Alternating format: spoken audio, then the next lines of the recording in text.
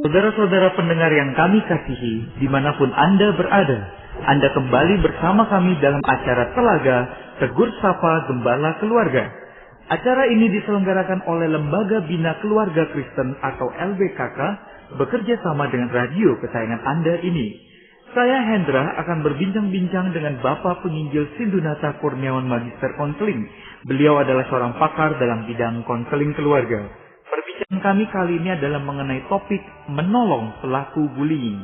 Kami percaya acara ini pasti bermanfaat bagi kita sekalian dan dari studio kami mengucapkan selamat mengikuti.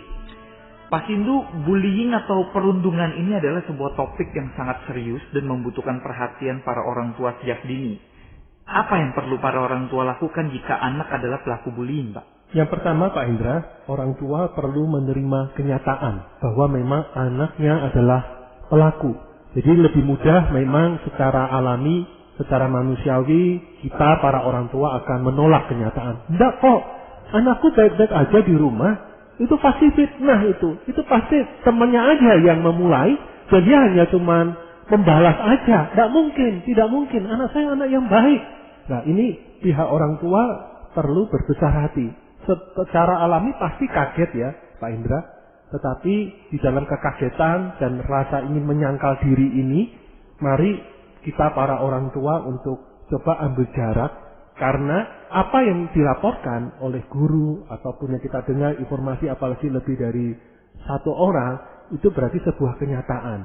Nah berilah diri kita untuk olah informasi ini. Sementara perasaan kita yang terluka, merasa harga diri terinjak, mari kita atasi dengan, ya kita bisa datang pada Tuhan. Tuhan ini aku marah, aku tidak terima, tapi tolong aku beri hati yang lapang dan jernih, dan aku mau menerima hati yang lapang itu dari Tuhan, dan aku mau memproses dengan jernih informasi ini. Tapi Pak, terkadang kan orang tua nggak pernah melihat gejala itu di rumah. Jadi kalau dikatakan anaknya ini membuli orang lain, di rumah anaknya mungkin dikenal oleh orang tuanya baik-baik saja, sehingga orang tua susah menerima kenyataan ini. Itu gimana? Iya, itu wajar. Di dalam proses itu kan ada kalanya orang tua sangat sibuk ya. Jadi sangat sibuk sehingga waktu bersama anak minim. Itu pertama kemungkinannya.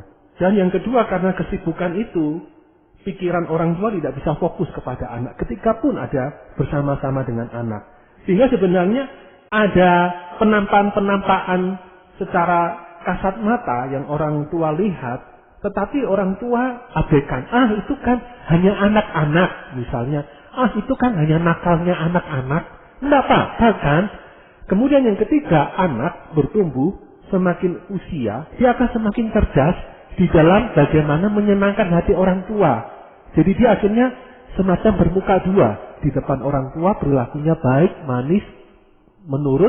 Tetapi di luar rumah dia akan tampilkan diri yang asli. Diri yang brutal, diri yang kurang empati, atau diri yang menikmati bagaimana dia melakukan tindakan bullying kepada teman-temannya. Nah, sisi inilah yang orang tua perlu memberi ruang bahwa ada hal-hal yang orang tua bisa terselamurkan dari fakta tentang anaknya itu. Artinya orang tua jangan menutup mata dan mereka perlu objektif karena ada kemungkinan-kemungkinan seperti itu Pak ya. Jadi apa yang terlihat di rumah bisa jadi berbeda dengan yang terlihat di luar rumah. Begitu? Iya betul Pak Indra. Jadi memang kalau berbicara tentang hal ini Pak Indra ya, kita para orang tua perlu punya banyak mata, perlu punya banyak telinga. Jadi kita perlu punya rekanan dengan guru anak kita di sekolah, rekanan dengan teman-temannya anak-anak kita itu, rekanan dengan tetangga, atau mungkin kalau konteksnya di gereja, dengan guru sekolah minggunya, ya. Dari ini kita perlu dengar dan perlu melihat dari mata dan telinga mereka masing-masing. Apakah anak yang saya kenali di rumah adalah anak yang sama di tempat-tempat yang berbeda. Dengan cara begitu, kita akan tidak perlu terkaget-kaget dengan tiba-tiba meletus. Kasus bullying dilaporkan oleh pihak sekolah, dilaporkan oleh beberapa orang tua dari teman-teman dari anak kita itu, kita nggak perlu kaget karena kita memang sudah dalam keseharian rajin menjalin relasi dan mengecek informasi bagaimana keberadaan anak kita di tempat-tempat yang berbeda itu. Jadi orang tua jangan terlalu reaktif begitu mendapatkan laporan atau misalnya ada masukan-masukan terkait anak kita kemungkinan menjadi pelaku bullying, mereka seharusnya nggak reaktif dalam arti langsung menyangkal, tapi mereka perlu mengolah karena ini bisa dicegah lebih awal lebih baik begitu Pak, demi kebaikan anak itu sendiri. Betul. Jadi marilah ketika kita mendapatkan informasi tentang perilaku buruk anak kita, mari kita coba beri hati yang lapang. Mungkin kita kaget, shock, ya, nggak apa-apa, tarik diri dulu, tarik nafas panjang, ya, selama beberapa menit atau beberapa jam kita coba tarik diri, berdiam diri, datang kepada Tuhan atau ke sahabat kita atau ke pasangan kita untuk curhat sampai emosi kita terasa lebih stabil dan kita ketemu mengolah informasi itu dengan kepala dingin.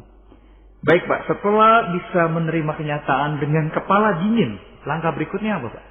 Langkah yang kedua Pak Indra, kita orang tua perlu bekerja sama dengan pihak sekolah dan konselor. Jadi pihak sekolah bagaimanapun sangat tahu tentang anak kita. Ya, katakan kalau itu 5 hari sekolah atau bahkan 6 hari sekolah, berarti dari pagi sampai siang atau bahkan menjelang sore anak kita ada di sana. Jadi itu waktu yang panjang. Jadi sekolah pun tentu menghadapi kasus seperti anak kita yang melakukan bullying itu bukan satu-satunya kasus. Sangat mungkin sudah ada pernah kasus-kasus lain yang pernah dihadapi atau ditangani oleh pihak sekolah. Jadi mereka punya pengetahuan, punya cara. Nah, mari kerjasama dengan kepala sekolah, wali kelas, atau guru bimbingan penyuluhan, guru bimbingan konseling, guru BK, atau kalau itu terbatas kita bisa mencari konselor di luar sekolah itu sebagai salah satu pendamping kita dalam menghadapi dan menangani kasus anak kita yang melakukan bullying itu. Langkah konkret bentuk kerjasama ini seperti apa contohnya? Ya, dalam hal ini kita bertanya data-data apa yang dimiliki oleh pihak sekolah, seperti itu. Informasinya seperti apa, kronologisnya seperti apa yang dilakukan, siapa korbannya, apa yang terjadi pada korban itu, bagaimana respon anak kita waktu itu, ketika dipanggil sekolah apa responnya. Jadi kita coba mencermati dari berbagai sisi baik korban dan pelaku tersebut. Termasuk dalam hal ini kita coba terbuka sebagai orang tua, Pak, Ibu, Guru, Pak Guru atau Bapak atau Ibu Kepala Sekolah, apa yang sebaiknya perlu kami lakukan dalam menghadapi situasi seperti ini. Coba dengarkan masukan-masukan mereka seperti itu. Dan kembali kalau kita merasakan itu kok pihak sekolah baik guru ataupun kepala sekolah terasa berseberangan dengan kita, artinya sepertinya kurang memberikan empati kepada kita, lebih menuntut, lebih mempersalahkan, dan kita merasa seorang diri sangat baik, kita cari konselor di luar sekolah untuk menjadi salah satu pendukung kita dalam menghadapi proses ini. Dan itu perlu ditanyakan kepada konselor atau pihak sekolah itu Pak ya? Ya. Jadi saya harus melakukan apa di rumah, saya harus bagaimana mendampingi anak saya dan sebagainya seperti itu. Betul, termasuk dalam hal ini kerjasama dengan pihak sekolah, diantaranya kita bisa mendatangi anak-anak yang menjadi korban bullying dari anak kita.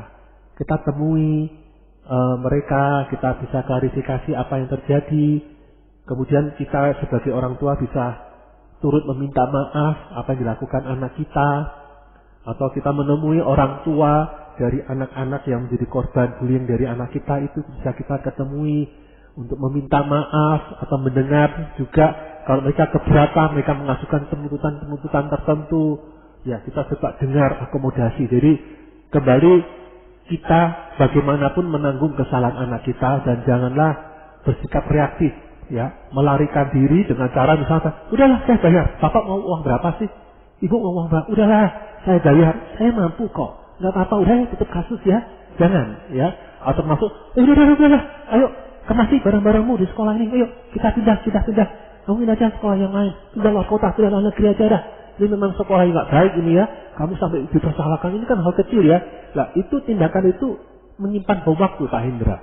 Artinya begini, masalah itu belum terurai dengan jelas dan belum terselesaikan dengan baik. Akhirnya buru-buru kita tutup buku itu.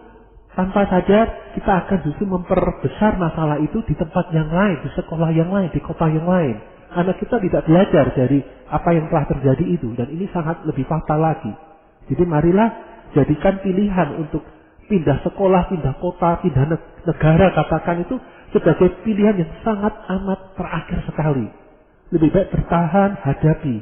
Itu juga baik untuk anak kita supaya ada proses pembelajaran dan pendewasaan. Jadi anak kita jangan seolah-olah dimudahkan begitu dia bersalah langsung instan selesai begitu Pak. Betul Pak Indra. Nah Pak, kadang-kadang kita sebagai orang tua kan juga bertanya-tanya, apa nih yang menyebabkan anak kita bisa sampai jadi pelaku bullying seperti itu? Jadi kan kita juga pengen tahu Pak, faktor-faktor penyebabnya. Betul Pak Indra. Jadi dalam hal ini memang langkah yang ketiga Pak Indra, yaitu adalah kita sebagai orang tua memang perlu mengenali faktor-faktor penyebabnya apa sehingga anak kita melakukan bullying, dan kemudian sekaligus kita membuat langkah-langkah konkret pembaruan bagi anak kita, termasuk mungkin bagi kita sebagai orang tua. Dan itu memang bicara tentang faktor-faktor penyebab, ada banyak hal ya kemungkinan Pak Indra ya. Coba saya akan paparkan satu persatu sambil kita bisa diskusikan tentang hal ini. Jadi salah satunya Pak Indra, mungkin kita orang tua memang melakukan kekerasan, melakukan bullying terhadap suami kita, istri kita, ya, baik kekerasan fisik, ya, ataupun kekerasan verbal, kata-kata, atau mungkin guruan-guruan kita kepada pasangan kita tuh guruan-guruan yang sebenarnya bernada satir, kasar, yang melecehkan, yang merendahkan. Sehingga tontonan menjadi tuntunan. Anak kita bertahun-tahun melihat kita suami istri melakukan hal-hal yang akhirnya memberikan keteladanan anak untuk yang nggak apa-apa melakukan bullying itu. Itulah norma yang umum, karena di keluarga akhirnya dibawa ke sekolah dan di pergaulan di masyarakat. Seperti itu. Jadi apa yang dilihat oleh anak di rumah itu akhirnya menuntun dia melakukan hal serupa, begitu Pak? Iya, betul. Tapi itu salah satu faktor Pak, ya. Ada faktor lain lagi. Faktor yang kedua adalah mungkin memang anak kita korban kekerasan dari kita sendiri orang tua. Ya, bisa kekerasan fisik. Kita melakukan kekerasan fisik pada anak kita, memukul, menjiwit, menjewer, ya, menendang anak kita, atau kita mengata-ngatai dengan kata-kata bodoh kamu ini lambat, pemalas, kata-kata yang menghancurkan harga dirinya. Jadi kita sendiri melakukan bullying dan kekerasan kepada anak kita, sehingga anak kita punya luka-luka, punya kepahitan, juga akhirnya melihat bagaimana dia jadi korban, akhirnya dia menjadi pelaku di tempat yang lain, menghadapi orang yang lebih lemah, lebih muda, yang kekuasaannya lebih kecil daripada dirinya, dia akhirnya melakukan, karena dia di rumah dalam posisi kecil dan lemah, dia jadi korban dari kita yang lebih dewasa dan lebih punya kekuasaan. Jadi ada mata rantai kekerasan yang dilanjutkan oleh anak kita. Jadi boleh saya simpulkan seperti ini nggak Pak? Kalau misalnya untuk dua penyebab pertama ini, yaitu adanya kekerasan dalam tanda kutip bullying di rumah, ya, baik oleh orang tua, papa ke mama, mama ke papa, atau orang tua ke anak. Betul. Dan langkah pembaruannya adalah mereka harus menghentikan itu. Mereka harus memutuskan mata rantai itu, begitu Pak? Iya, dalam hal ini memang akhirnya orang tua tidak boleh tutup mata, tutup hati. Carilah orang tua pertolongan ke konselor. Dan ini butuh bukan sekedar nasihat. Saya yakin nasihat tidak bisa menyelesaikan. Karena ini sudah dataran emosi spiritual. Jadi butuh konseling yang mendalam. Orang tua perlu dilayani oleh seorang konselor, mengenali rekam jejak kehidupannya dia, luka-luka yang dia alami. Sangat mungkin dan sangat manusiawi bahwa orang tua demikian juga adalah korban kekerasan dari orang tuanya dulu.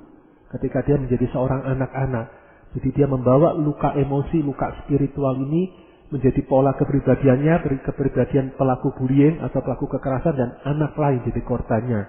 Dalam hal ini perlu dijalani proses konseling yang mendalam, bersentuhan dengan situasi emosinya dia di masa lalu, situasi kehidupan rohaninya di masa lalu, dan bagaimana dia mengakui melepaskan beban itu kepada Kristus dan menerima pembaruan dari Tuhan. Dan sambil dia melatih pola-pola yang baru dalam mendisiplin anak, dalam berkomunikasi dengan tanpa melakukan kekerasan atau bullying kepada anak.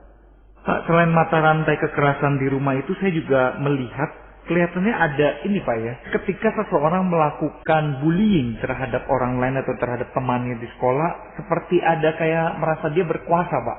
Dia merasa superior di atas temannya. Betul. Jadi memang itu adalah kebutuhan anak ya. Setiap kita manusia, apalagi termasuk anak-anak pun sudah diciptakan Tuhan dengan kebutuhan rasa berharga, rasa berkuasa, rasa memiliki diri yang berharga. Nah, ketika orang tua tidak memberikan penghargaan yang sehat kepada anaknya, maka anak itu mencari penghargaan dengan cara-cara yang keliru dan destruktif, yang merusak, termasuk dengan perilaku bullying. Nah, langkah konkret untuk mengatasi dorongan untuk berkuasa seperti itu, salah satunya apa Pak ya? Ya, jadi dalam hal ini, tadi kan saya paparkan soal orang tua perlu dikonseling ya. Sejalan dengan itu, anak juga perlu dikonseling. Jadi anak berarti sudah punya luka juga. Nah, anak perlu dikonseling juga secara mendalam, lewat seorang konselor yang berkompeten untuk mengenali luka apa, dan dia juga menjalani proses seperti orang tuanya, menyerahkan luka-luka itu satu persatu kepada Kristus dan menerima pembaruan hati secara emosi dan secara spiritual, termasuk rasa keberhargaan yang terinjak mungkin oleh orang tuanya. Dia pun perlu memberikan langkah pengampunan bagi orang tua atau siapapun yang pernah menginjak. Dengan dia memberikan langkah pengampunan, dia perlu dibimbing mengakui dosa untuk kelakuan, perilaku kekerasan yang dilakukan. Dia ambil tanggung jawab mengaku dosa kepada Tuhan untuk menerima pembaruan hati. Dengan cara pembersihan hati, itu berarti akan ada ruang yang kosong untuk diisi oleh kebenaran Allah, kasih Allah, kemurahan hati Allah, kebaikan Allah untuk menjadi bagian dari dirinya. Nah, sejalan dengan itu orang tua perlu belajar pola yang baru, bagaimana menanamkan penghargaan diri yang sehat kepada anaknya, kasih sayang kepada anaknya secara sehat, dan itu pasti tidak mudah, tidak bisa instan, maka orang tua juga perlu dibimbing. Jadi akhirnya kalau boleh dikatakan perlu menjalani terapi keluarga bagi orang tua dan anak ini.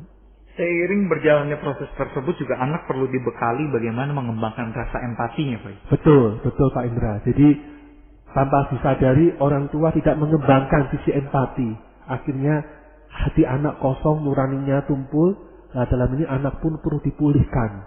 Selain dari luka-luka tadi, di proses tadi yang saya paparkan, perlu juga orang tua didampingi konselor mengembangkan kurikulum pengasahan empati.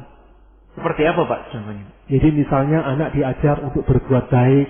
Coba kamu beri uang ke pengemis ini.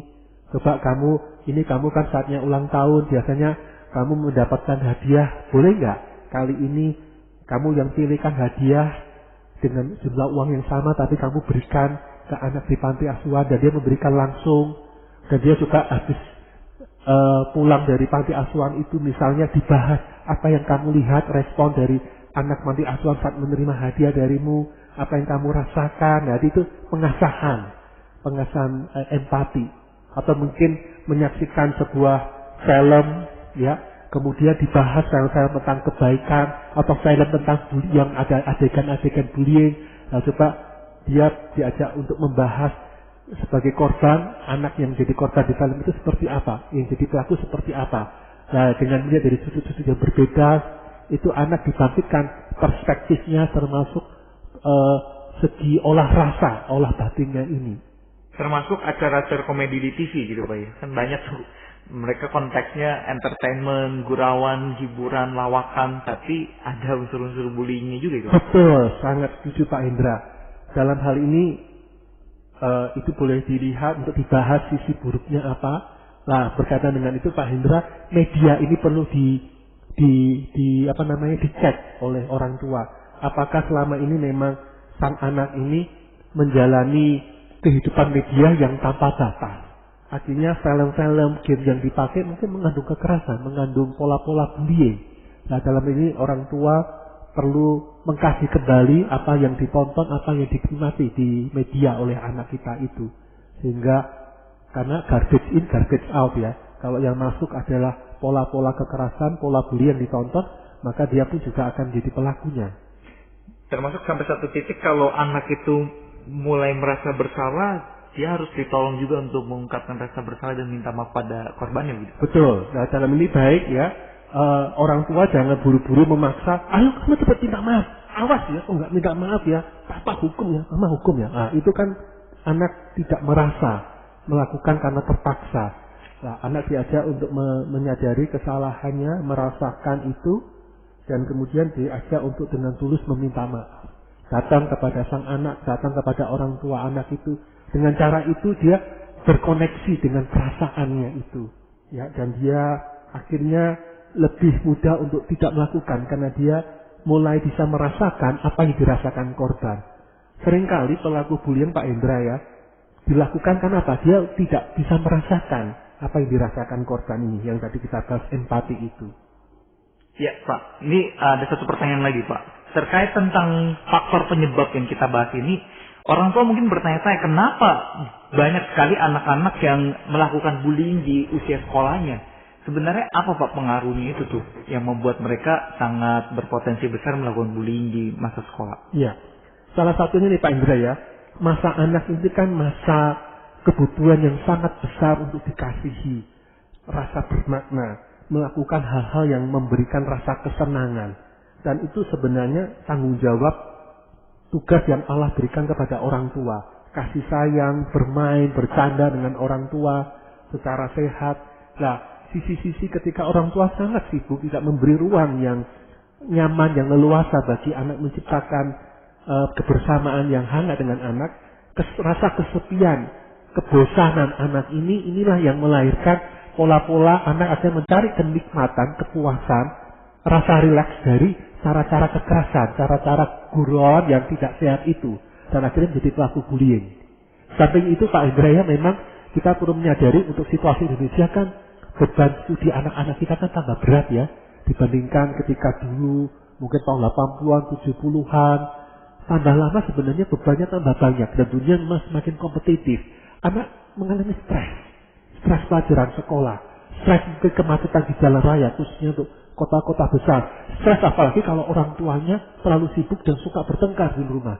Nah inilah akhirnya rasa stres ketertekan ini dilampiaskan dalam bentuk anak akan menjadi pelaku kekerasan.